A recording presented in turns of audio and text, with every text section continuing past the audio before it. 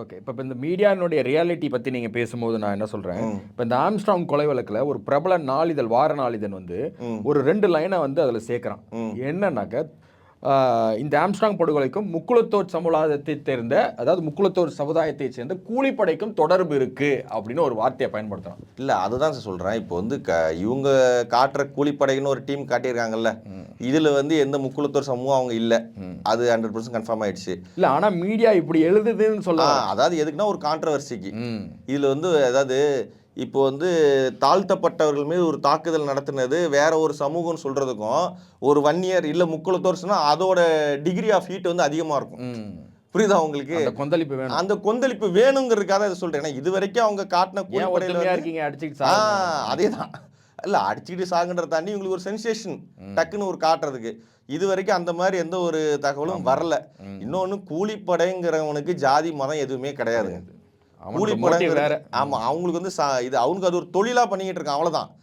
இப்ப எல்லா தொழிலையும் எல்லா சமூகத்தினரும் இருக்கா மாதிரி அதுலயும் 4 பேர் இருப்பானே தவிர, நீங்க சொல்றதெல்லாம் வந்து ஒரு 20-30 ஆண்டுகளுக்கு முன்பு இந்த சமூகத்தில் இருக்கவன் தான் இதை பண்ணுவான், இந்த சமூகத்தில் இருக்க இதை பண்ணுவான்ற மாதிரி. இப்போ அதெல்லாம் கிடையாது.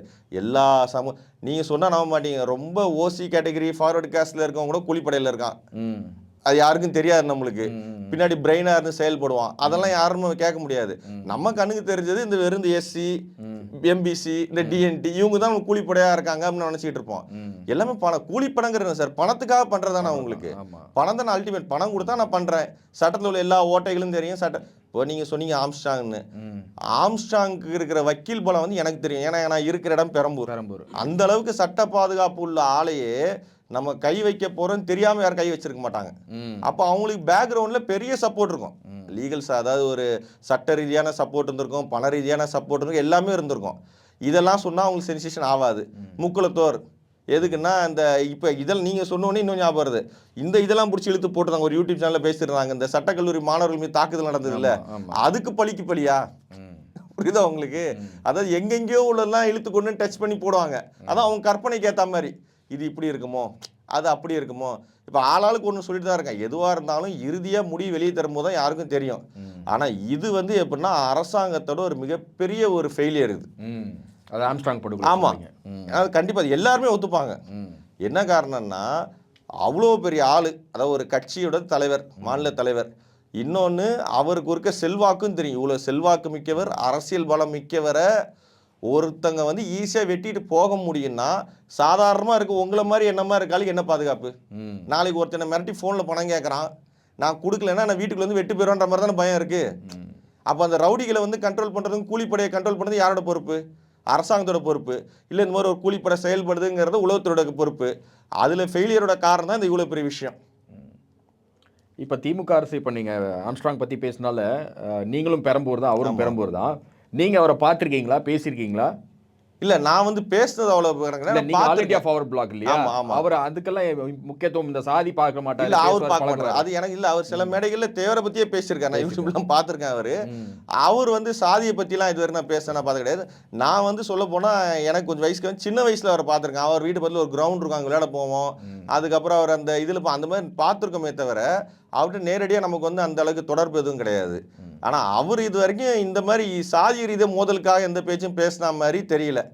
இன்னொன்று என்ன சொல்கிறாங்க, அவர் இந்த இளைஞர்களை வந்து இந்த வக்கீலுக்கு படிக்க வச்சார் பார்த்தீங்களா, அது வந்து நிறைய பேருக்கு வந்து ஒரு பெரிய ஆச்சரியமான விஷயமா இருந்தது.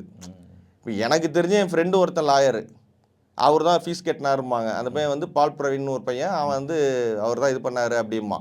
அது மாதிரி நம்ம அந்த பெரம்பூர் சர்க்கிள் யாராவது ஒருத்தர் 2 பேருக்கா டச் இருக்கும் அந்த லாயர்னு. அவர் எதுக்கு அதை கொண்டு வந்தாருன்னா, எதுவாக இருந்தாலும் சட்டத்தின் மூலியமா போராடி எடுக்கலாம், நம்ம சட்டத்தை மீறி எதுவும் பண்ண முடியாதுன்றதான் கொண்டு வந்தாரு. என்ன சொன்னா, அதனால கூட இது ஒரு காழ்ப்புணர்ச்சியா இருக்கலான்ற மாதிரியும் பேசிக்கிறாங்க. இல்ல அவருக்கு அவர் மரணத்தில் கைது செய்யப்பட்ட பெரும்பாலானவர்கள் வக்கீலாதான். ஆமா ஆமா ஆமா கண்டிப்பா.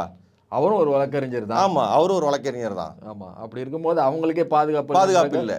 நீங்க சாமானியனுக்கு எங்க பாதுகாப்பு? அதுதான் சொல்றேன். இப்போ ஒரு கூலிப்பட ஃபோன் பண்ணி சாதாரண உங்களுக்கு மிரட்டுறான்னா இப்போ உங்களுக்கு என்ன பாதுகாப்பு இருக்குன்னு சொல்லுங்க பார்ப்போம்.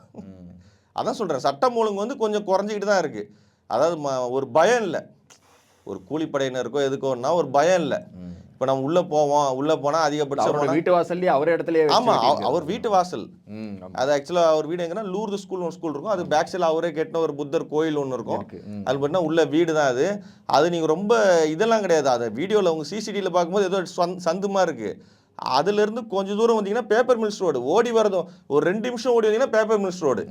அவ்வளோ கூட்டம் போகும், அவ்வளோ பஸ் வரும். அதில் அவ்வளோ தைரியமாக நின்று பண்ணிட்டு ஓடி போயிருக்காங்க. புரியுதா உங்களுக்கு? அதாவது அந்த நேரம் வந்து சரியில்லாத நேரம். அந்த தெருவில் எப்போ அவங்க சார்ந்தவங்க யாராவது நிற்பாங்க, அந்த நேரத்தில் அப்படி இருந்தாங்களா இல்லையான்றது தெரில. இல்லை அதெல்லாம் நோட் பண்ணி தான் இவங்க வந்தாங்களான்றதும் தெரில. அது மாதிரி சமயமாக இருந்தால் கண்டிப்பாக இந்த மாதிரி நடந்திருக்காது. ஏன்னா அவங்க தெருவில் எப்போ நிற்பாங்க. அது வந்து பழைய ஓல்டு மெட்ராஸுங்க. அது ஆக்சுவலாக பெரம்பூர் அந்த சர்க்கிள் பார்த்தீங்கன்னா ஓல்டு மெட்ராஸ்.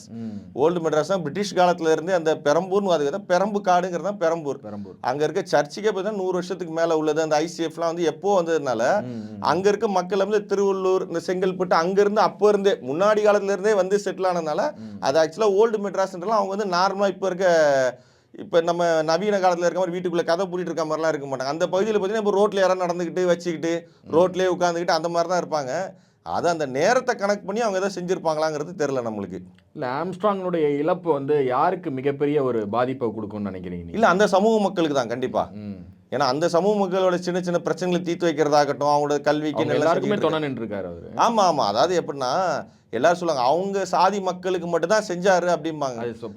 இல்லை நானே சொல்கிறேன் அப்படியே கூட இருந்துட்டு போட்டோம். அந்த மக்களும் வந்து இந்திய மக்களில் சேர்ந்து உள்ளதானே வராங்க. இப்போ ஒரு 100 பேரில் ஒரு 30 பேர் அவங்க இருக்காங்கன்னா அந்த 30 பேர் அவர் பார்த்துக்கிறாருல. அப்போ அந்த 70 பேரை பார்த்துக்கிறது தானே மற்றவனுக்கு வேலையாக இருக்குது. அப்போ ஆளுக்கு பார்த்துட்டு போகிறது பிரச்சனை கிடையாது. இன்னொன்று அந்த மக்களுக்கு தான் வந்து கேட்கறதுக்கு ஆள் கிடையாது. ஏன்னா இப்போது அவங்க அந்த இருக்கிற அந்த பொருளாதார சூழ்நிலைக்காக தான் அந்த பசங்க பார்க்கறதுக்கு ஒரு மாதிரி இருப்பான். ஏன் அப்படி இருப்பான்? நாங்களாம் விளையாடி இருக்கோம், சின்ன வயசுலாம் விளையாடி இருக்கணும் வைங்களேன். அந்த கிரவுண்டில் அவன் பேசுகிற மொழி தான் அந்த மாதிரி இருக்கும். எதுக்குன்னா அவன் அந்த வட்டாரத்தில் இருக்கான், அந்த மொழி அந்த மாதிரி இருக்கும். அவன் பொருளாதார ரீதியாக இருக்கிறதுனால அந்த மாதிரி இருப்பான். இன்னொன்று அவங்க குடும்பத்தில் வந்து ஆதி காலத்துலேருந்து பணத்துக்காக இந்த ஒரு 500 ரூபா 1000 ரூபா கொடுத்தெல்லாம் கூட கூலிப்படையாக போன காலம்லாம் உண்டு. இப்போ நான் சொல்கிற வேசாறுபாடி அந்த காலத்தெல்லாம் பார்த்தீங்கன்னா ஒரு 20-30 வருஷத்துக்கு முன்னாடி வேலை இல்லாமல் சும்மா உட்காந்துருப்பாங்க. கூலிப்படையில் உருவாவது காரணம் அவனுக்கு வேலை வெட்டி இல்லை, அவனுக்கு ப்ராப்பராக ஒரு வேலை இருந்தது, அவனுக்கு ப்ராப்பராக ஒரு விஷயம் தான், அதுக்கு போயிடுவான். அவனுக்கு சாதாரண ஒரு பெயிண்டர் வேலையை ஏதோ போயிருந்திருப்பான். அவனுக்கு அந்த கூலி பத்தாம அர்ஜென்ட்டுக்கு ஒரு 1000 2000 தேவைப்படும், நீ சும்மா கூட மட்டும் வா அப்படின்னு கூட்டு போகும்போது என்ன போயிடுறாங்கன்னா அந்த இதுக்கு அப்படியே மாறிடுறாங்க. அந்த ட்ரெண்டு மாறுது. ஆனால் இப்போ அந்த மாதிரி அங்கே கிடையவே கிடையாது. இப்போ எல்லாருமே பார்த்தீங்கன்னா உள்ள எல்லாம் நிறைய ஸ்போர்ட்ஸ் மேன் வந்துட்டாங்க, நிறைய கவர்மெண்ட் ஸ்டாஃப்ஸு, நிறைய லாயர்ஸு. அதாவது 2000க்கு முன்னாடி இருந்ததுக்கு இப்போ பார்த்தீங்கன்னா பெரிய டிஃப்ரெண்ட். அந்த பெரம்பூர் வேசாறுபாடி ஷர்மா நகர்லாம் இப்போவே பார்த்தீங்கன்னா அந்த மாதிரி ஆள்லாம் இப்போ நீங்கள் கண்டுபிடிக்கிறது கஷ்டம். அந்த வேசாறுபாடி ஷர்மா நகர்லாம் சின்ன வயசில் ஒரு 7 மணி 8 மணி உள்ளே போக மாட்டாங்க, பயப்படுவாங்க. அது பர்மா காலனிலாம் அங்கெல்லாம் இருக்கும், வெளியெல்லாம் போகிறதுக்கு பயப்படுவாங்க. இன்றைக்கி பார்த்தீங்கன்னா அவங்க எல்லாருமே ஐடியிலேருந்து ரேஞ்ச். நீங்கள் ரோட்டில் பார்த்தீங்கன்னா வீட்டில் காடு இல்லாமல் ரோடு பூரா கார் நிற்கிது. எல்லாம் அவ்வளோ வளர்ந்துட்டாங்க, பொருளாதாரம் வளர்ந்துட்டாங்க, எல்லோரும் ஒரு மாதிரி ட்ரெண்டாக வந்துட்டாங்க. ஆனால் இன்னமும் அந்த பழைய பேர். அது காரணம் சினிமா. இந்த சினிமா இருக்குது பார்த்தீங்களா, எடுத்தோடனே வடசனைக்கு தூக்கிட்டு போயிடுவாங்க கேமராவை. வடசனையில் இருக்கவும் பூரா அக்யூஸ்டு, வடசனையில் இருக்கவும் பூரா யார் ரவுடி அப்படின்ட்டு. இவங்களுக்கு இந்த கண்டென்ட் எங்கேருந்து கிடைக்குன்னா ஒரு 30 வருஷத்துக்கு முன்னாடி உள்ள கண்டென்ட். 30 வருஷத்துக்கு முன்னாடி நடந்த ஒரு சில விஷயங்கள். என்னங்கன்னா ஹார்பர் உங்களுக்கு அங்கே தானே இருக்குது, இந்த ராயபுரம் அந்த ஹார்பர்லாம் இருக்குது பார்த்தீங்களா. எங்கே பணப்புழக்கம் அதிகமாக இருக்குதோ அங்கே தான் உங்களுக்கு இந்த பழிவாங்கலும் அதிகமாக இருக்கும். டேய் இவன் அடி, அவன் எனக்கு தரல, பணம் தரல, டேய் நீ இவனை போய் கொண்டுட்டு வா. அதுக்கு என்ன பண்ணுவான்னா பாவம் பணம் இல்லாத ஏழை மக்களை தான் பயன்படுத்துவான். இதை வந்து இவர் வந்து கொஞ்சம் கண்ட்ரோல் பண்ணார். இதை வந்து என்ன பண்ணாரு, உனக்கு ஏன் ஸ்கூலுக்கு போல, எங்க அப்பா எனக்கு ஃபீஸ் கேட்ட மாட்டேன்ட்டாரு, ஏன் எங்க அப்பாவுக்கு சம்பளம் பார்த்தலாம் வீட்டில் 4 பேர் 5 பேர் தொடர்ந்து எடுத்திருக்காரு. இல்லை அது நான் அது அவர் இறந்ததுக்கு அப்புறம் நம்மகிட்ட விசாரிச்சு அவன் இருக்கிறதுல அவங்க எல்லாம் சொன்னதில்ல, இன்னும் அதிகமாகவே சொன்னாங்க.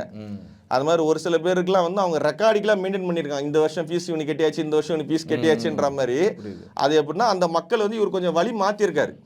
அதான் நீ டைவர்ட் பண்ணியிருக்காரு. நீ சும்மா இருந்தாலும் உனக்கு இந்த பிரச்சனை வருது. தவறான பாதைக்கு போறவங்க எல்லாமே படிப்பை நோக்கி நகர்த்தி. ஆமா, இதுல என்ன ஒரு விஷயம் பாத்தீங்கன்னா அவர் படிக்க வச்சவங்களே எல்லாருமே அவர் கட்சியில் சேர்றே சொன்னது கிடையாது. அவங்க தான் சொன்னாங்க, இப்போ நான் தானே உன்னை படிக்க வச்சேன், நீ லாயர் ஆகிட்ட வந்து பிஎஸ்பியில் ஜாயின் பண்ணலாம் அவர் சொன்னது கிடையாதான். விருப்பப்பட்டு சேர்ந்ததும் அதிகமாக. இவர் படிக்க வச்சவங்களே நிறைய பேர் டிஎம்கேல லாயராக இருக்காங்களாம். அதை பற்றி அவர் ஒன்றுமே கேட்க மாட்டாராம். அவர் எங்கடா நான் தானே உன்னை படிக்க வச்சேன், நீ வந்து ஏன் இதில் சேரலாம் கேட்க மாட்டாராம். அவருக்கு நீ படிச்சிட்டியா, சரி இப்போ நல்லா இரு, அவ்வளோதான்.